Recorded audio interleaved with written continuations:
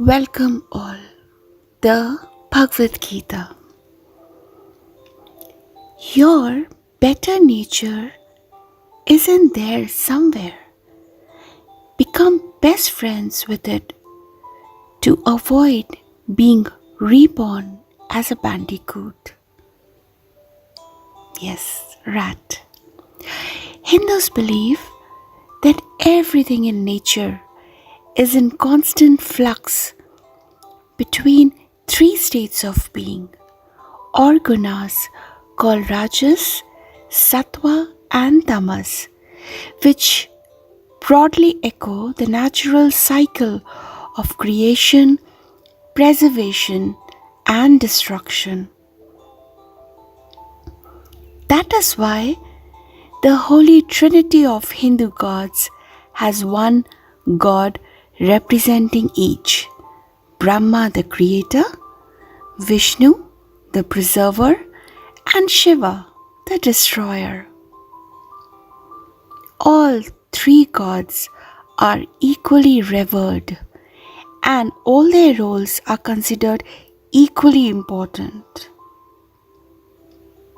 One of the ways in which nature showcases the three gunas is through the annual cycle of seasons.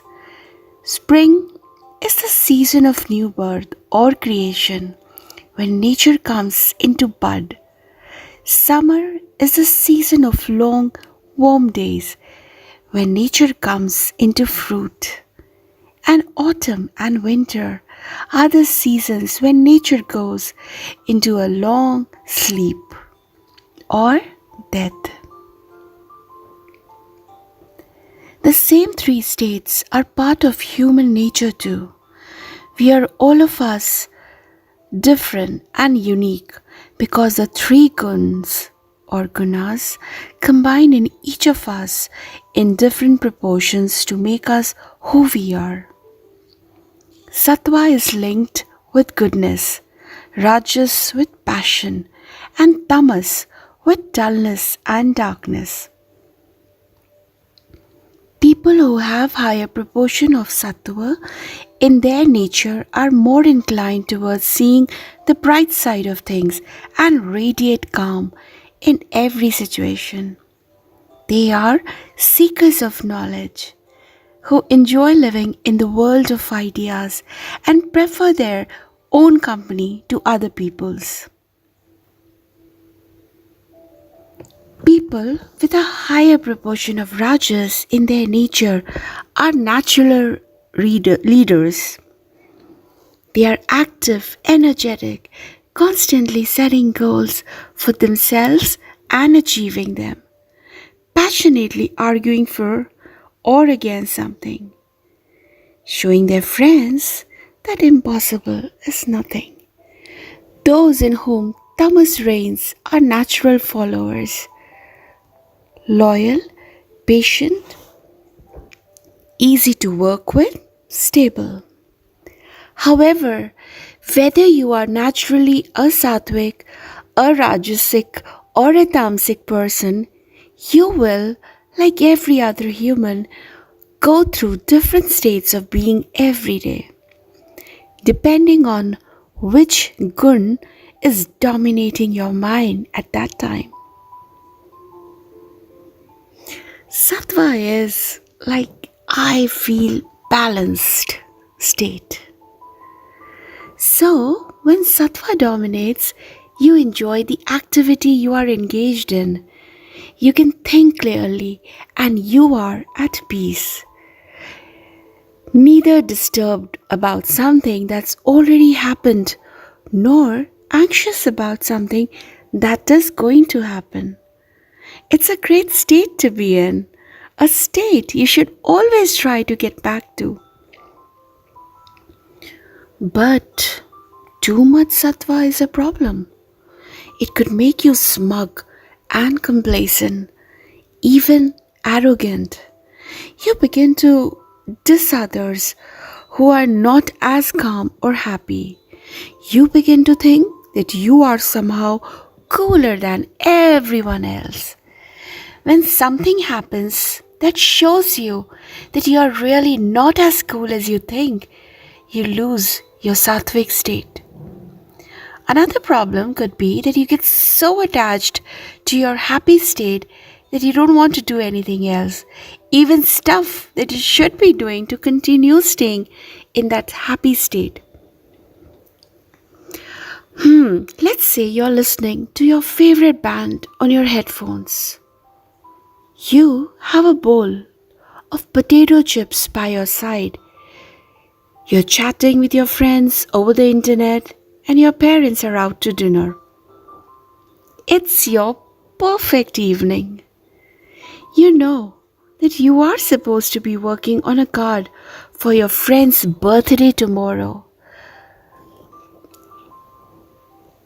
But you are so reluctant to switch off the music, or chatting that you don't end up doing it. The next day, you don't have a card for her and she seems a little upset with you. That makes you really upset with yourself.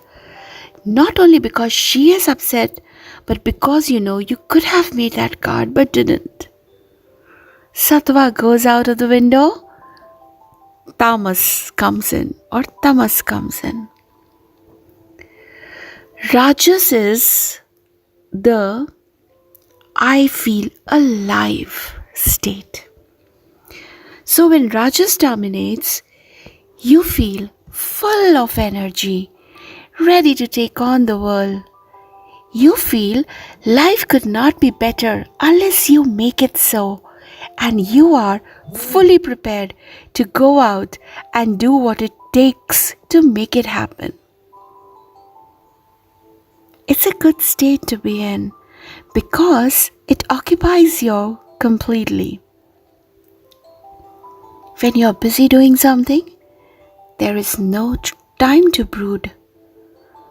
When your mind is engaged in activity, there is no space for mean, dangerous, or foolish thoughts. But too much rajas, hyperactivity, is a problem. It heightens the emotions, making you aggressive, anxious, and stressed. This in turn robs you of the power to think clearly, and the slide into tamas begins. Let's say that in our previous example, you had tons of homework to do that evening when your parents were out. Unlike a card for a friend's birthday, homework is not optional. So you decided to do it while listening to music and eating chips and chatting on Facebook. Your peaceful sattvic state now turns into a rajasic state. You start off well and you're just beginning to congratulate yourself on what a super multitasker you are. When all the distractions come together and ensure that you get a bunch of sums wrong. Now you have to cross them out and start over, which gets you all annoyed and so, in a very depressed state. So Rajasic state goes out of the window, Tamasic state comes in. Tamas is the I feel sluggish, I feel upset state.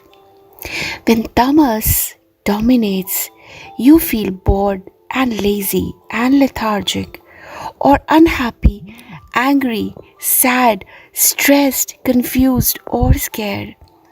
In our example, in the first instance, you were angry with yourself for not making the birthday card.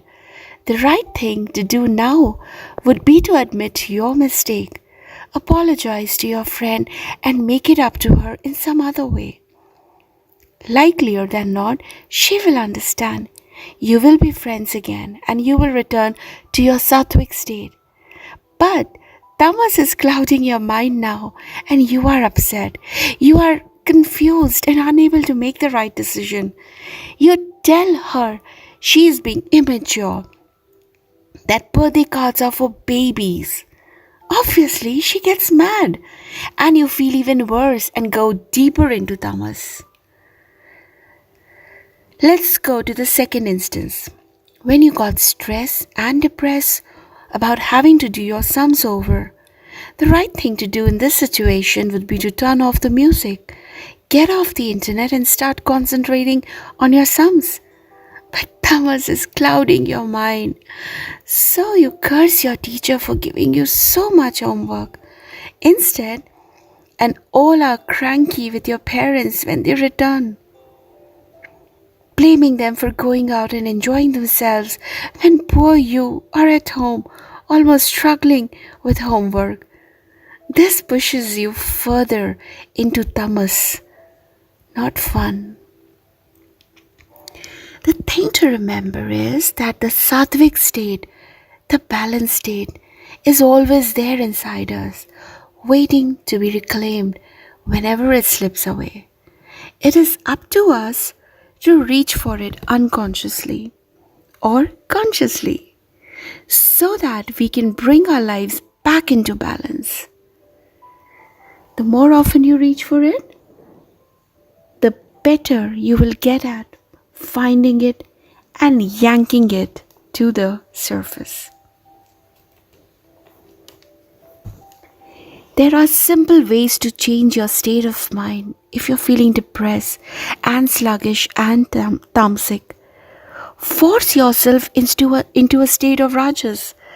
That is, do something, go for a run, call a friend, pull out your to-do list and finish a couple of tasks on it. You will feel energized, happy, and have a sense of accomplishment at the end of it. If you're feeling stressed from too much rajasic activity, take a break.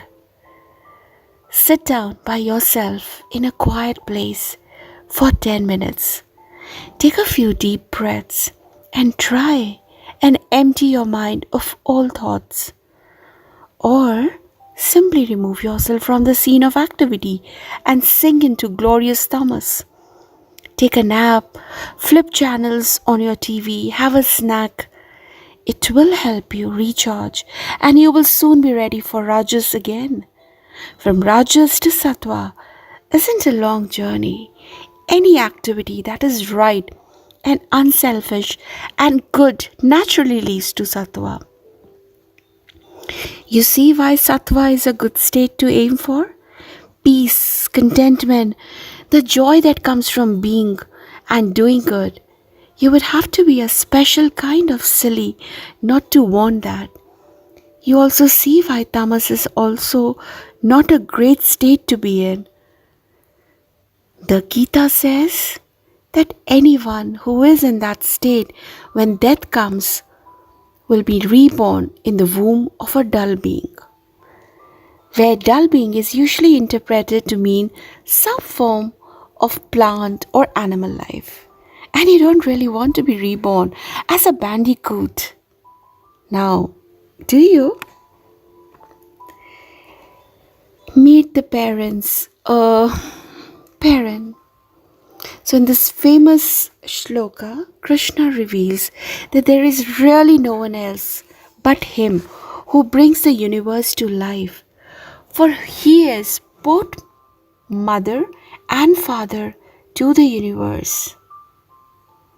Sarva yonishu kante murteha sambhavanti ya tasam brahma mahadayoni niraham bija pradha pita. Whatever forms are produced in whatever womb, oh, son of Kunti, they have all come from my womb, which is the great womb of nature, and I am the father who casts my seed on it. Thank you so much for listening.